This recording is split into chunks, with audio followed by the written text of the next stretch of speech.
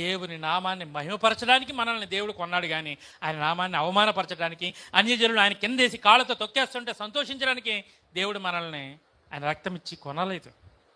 ఆయన రక్తం ఇచ్చి మనల్ని కొన్నది దేనికి? ఆయన నామాన్ని మహిమపరచడానికి.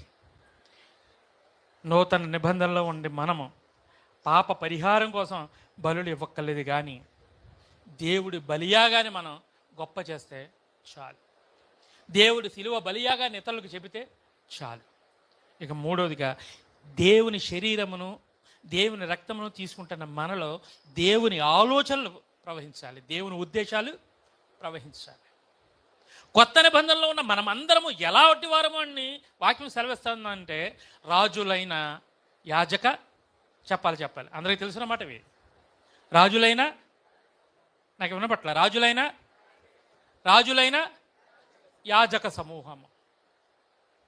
మనం యేసు ప్రభు బల్లలో పాల్గొంటున్నాము అంటే మనం మొదటిది నూతన నిబంధనలో ఉన్నాము, నిత్య జీవము గలవారము.